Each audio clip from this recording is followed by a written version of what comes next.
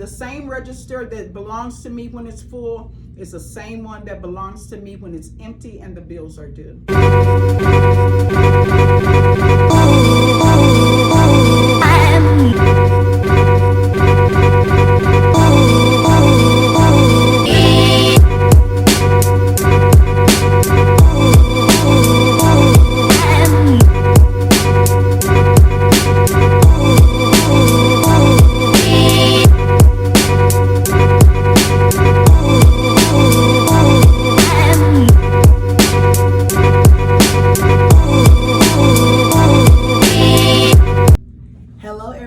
My name is I'm here with Miss Cynthia Scott of Nickel City Baby. Baby! You gotta say it right. You have to say it right. How do you say it? Nickel City Baby! Okay. And she is the owner of the flyest women's boutique here in Arizona. She is here to tell you all about her journey into entrepreneurship, her struggles, triumphs, her mission, which is incredible, helping other women, and so much more. Hey, so I'm Cynthia Scott. I'm the owner of Nickel City Baby. Okay. So I have a location here at 2802 East Thomas Road. I also have a location in Mesa, which is at 52 South Mesa Drive. And I also have a store that's opening in Oklahoma City on the 15th. So, and that is called Nickel City Treads and Threads.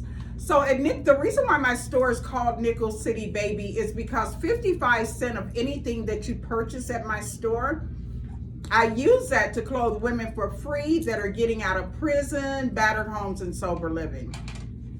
So up to this point, I haven't been nonprofit. I've been out of pocket. I'm a writer, okay? So I wanted to take my book money and put it into something that could help women in our community. I myself spent about 23 years as a heroin addict. And then I went to jail about 17 times. And so in 2009, I walked out of prison for the last time. I was in California, in the California Department of Corrections. As soon as I got out, my best friend who had been in addiction with me, but had been sober for about 10 years, picked me up and said, hey, here's my phone, your son wants to talk to you. So my son was here in Arizona and he gave me the opportunity of a lifetime. He said, look, if you walk away, I've got a place here, I've got a condo here, I'll give it to you. You just need to walk away and you have a few days to do that. I spoke to the probation department, you just need to go down there and talk to them. So I did that and I just never looked back. I came here on April of 2010, and I had about $180 on a food stamp card, on my California food stamp card, and I had about $6. And I had the key to my son's place, and I had my book, this book right here, on a flash drive. My book is in rare form. It's a story, it's a true crime, and it's not a story about survival, it's a story inside of survival, and it's my true crime. So I wrote that book. I had been writing it in prison. Actually, one of my counselors had helped me by allowing me to use a computer. So I wrote that book, and I had about a little bit more to go in it.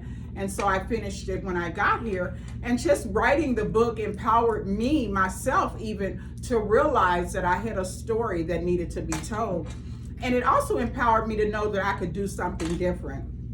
So I came here, I got a job working at, where everyone gets a job when you get out of prison, at the telemarketing office. And I was selling stuff, but in my past life, I was a booster.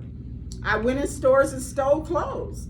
And I was good at it, So I was good at getting them and good at finding people who wanted to buy them. So I just took, a lot of times you have to take the things that you have that maybe don't have you living right and turn that into something legitimate. So I took my crimes of stealing clothes and selling them to the right people and turned it into a legitimate business where now I sell my clothes across the register and it's a legitimate business. So that's one of the reasons why I do what I do for the women. Because when women get out of prison, everyone has all these suggestions for them, to go find a new friend. How many times have you walked up to a woman when she walked out of prison and told her, hey, I'm gonna be your friend? Not once. They tell you that you need to find a new environment. How many of you have went up to a woman when she got out of prison and said, hey, you can come stay over here in my new environment? Nobody. So that takes me to my next step that I'm doing right now. So I started a program called Get Up and Show Up, because sometimes that's the only thing you have to do. It's just get up and show up for your life. My program is about helping women when they get out of prison so that they can do things that are more important and that are more realistic. Because at the end of the day, myself included, I screwed up going to get that job at the post office, that job at anywhere that required either a background check or it required me to be able to get a 401k. I have none of those opportunities. I don't have the 401k opportunity. I don't have the opportunity to get that PTO and all that stuff. I had to dig inside of me and even dig inside of my crimes to come up with something that would help me to make money and also help me to legitimize my life. I've been here at 28th Street in Thomas for 6.5 years almost. Okay, I've been at this location. I've been at my Mesa location going on almost about 1.5 years. You know, has it been very hard? Absolutely. It's been extremely hard. I have some of the same customers though here at this store when I had 3 racks in the store. Till now I'm so packed this morning we actually forced another rack in here because we want to be able to serve our community. When I spoke to Akila, we talked about some of the things I was going to touch base on. And as far as COVID, because this is obviously we're in a pandemic, and last year we were in an extreme pandemic. What I did for my business when we went into the pandemic and they were shutting all these businesses down, I totally panicked because after all, I couldn't go to the post office, I couldn't go here, you know, and all I wanted was Nickel City Baby. And I also knew that the women in our community that are sometimes in a underdog type of society, like the women who are sometimes maybe forced to be on the street, some of the girls that are doing different other things, homeless women, battered shelters, all those type of things. I thought about that when they told me that I needed to shut down. And I thought about the things that they weren't providing for these women. So I contacted some friends of mine, and what we did was I went and got cases and cases and cases of sanitary napkins, tampons, toilet paper, toothpaste, toothbrushes, shampoo, deodorant, all those type of things, cases and cases of water. Because at the end of the day, if you're living on the streets, are you going to be able to catch the bus and be at Target at 5 a.m. to get that case of water? Absolutely not. There were nothing on the shelves. There were no tampons on the shelves, none of that kind of stuff. So I was able to contact a friend of mine who actually managed a store, a general store, and I was able to provide that for our community. I gave mine away for free because I knew that I would be blessed for that and that things would work out in my behalf, and they did. Some advice for upcoming entrepreneurs for how to overcome struggles, how to be mentally tough. So one of the things that I think is really important is that you want to realize that the whole key to owning a business is getting up and showing up every single day. I remember when I was going through some things in my previous life, when I was going through some things in a marriage that I was in at one time, and we were going through some things here at the store and we were separated. I remember that I was just balled up in a knot crying, you know, every day. And my daughter was like, "Are you at your store?" And I was like, "Oh no, I can't make it. You know, I'm just too emotionally torn up." She said, "Wow, so you're gonna be broke and hurt. Wow, what a decision." And I thought about that. And she said, "You need to get in your car and go there no matter what's happening in your life. That's your business. When it's not making money, the same register that belongs to me when it's full is the same one that belongs to me when it's empty and the bills are due. And I still have to come down here and open it." So you have to do that when you're trying to start a business off. A lot of times the best advice that I can give, and this is because the way that I work here at Nickel City Baby is I don't have anyone work with me who don't have their own dream and their own platform. Because my passion is to help other queens in my community. So any young women that work around me with Nickel City Baby, they have their own platform. And the one thing that I tell them that I feel like was so important for me, if you're waiting around till you get everything that you need to start your business, you ain't never gonna get it started. You're never gonna get it started. If you're shopping around and trying to get the pretty bags and, you know, let me get these pretty bags and get my name put on them, on my business, you know, on the bags, and let me do this and let me do that, more than likely you're never gonna get your business started. If you're looking for all the pieces, you're never going to get your business started, because the one thing that you have to do is have one product and get up and show up.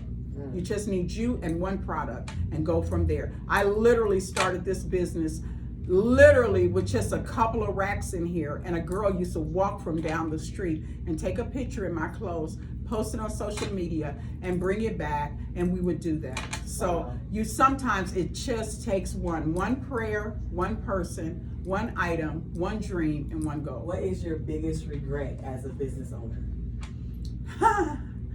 What is my biggest regret as a business owner? I can't even say that I regret not getting started sooner, because if it wasn't for what I went through in my life, I wouldn't be where I'm at today.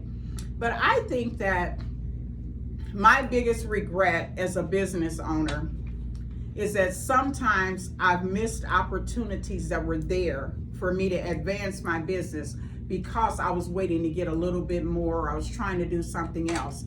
So I think that that's probably one of my biggest regrets. But to really be honest, and I'm going to take that back off the table, I'm living my life right now with no regrets. So I can't even answer that honestly. Tell the people where they can find you, your social media handles, how they can support, and how to stay in contact with you. Okay, Jadore. So also what I want to do, because I think that one of the things that people have to understand is, watch the court, is one of the things that people have to understand is that when you are doing business, you do anything, there's a saying that it takes a village to raise a child. So here's my village, okay? So here's my village. You need that one person in your village that's down for the cause, has their own platform. Jadore's a model. I've known her for years. She's a professional model, had worked with me before, and so this was a perfect platform. So you can't be greedy. You have to realize that it's not the stage that you're sharing. It's a goal that both of you are reaching, going your separate ways. And I think that's important. You can reach us at Nickel City, baby! Period.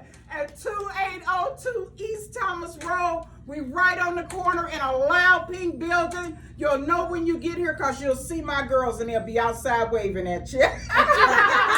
So I'm here with Jadore, here to give you her insight on what it's like to work here. I guess some of your aspirations as an entrepreneur. Absolutely. Anything that you're working on, anything else that you would like to share? Sure. Thank you so much. My name is Jadore Styles. I have been modeling for over 10 years, and I actually met Cynthia Scott while modeling. It's a long story, but long story short, I found myself living in a homeless shelter with my sons about 7 months ago, and I walked into Nickel City, baby. I talked to Miss Cynthia. I was like, hey, how are you doing? And she offered me an opportunity to be her brand ambassador. That changed my life. I can really honestly say it that way. I came in, she was like, hey, do you want to work at the store? I was like, I'm not really sure, but what the heck, might as well. And it's been the most beautiful, most exciting journey that I've ever been on. I went from, living in a homeless shelter. Now I have my own place. I have a car. I'm modeling, doing everything that I love to do while really helping her vision and everything that she has going on. I'm so grateful for this opportunity, especially working somewhere that is pouring back into their community. It's so beautiful. People walk in here and they think, yeah, it's, just a clothing store, but it's so much more. We really take advantage and are excited to pour back into our community because it makes all the difference in the world. And just, to be growing with Nickel City, baby, and seeing that how much people love it here, and I love it here, and Cynthia loves it here, and I really would not rather be anywhere else doing anything else with anyone else. So it's really a huge blessing. What's your favorite part about working here? My favorite part about working here, oh man, helping girls slay, okay? I'm not playing about this. This is a lifestyle, okay? I absolutely love it. Just seeing the smile on women's faces, everyone has different body types and things, but to be able to walk in here, not really know what you're looking for, but when you with Jadore Styles, I'm gonna get you right. Don't even worry about it. We're gonna put you in something that you're gonna feel sexy. You know, you're gonna feel good about yourself. And we have a little bit of everything, which also makes working here so much fun. You know, you work at some clothing stores and it's just kind of, you know, all of one thing. So working here, you know, we got a little bit of everything for you. So it makes it really a lot of fun here. So tell the people where they can follow you on social media. Oh, you can follow me at Jadore_styles_. And I will be showing you guys all the new inventory we have, going live, and a lot of fun stuff like that. So definitely check me out.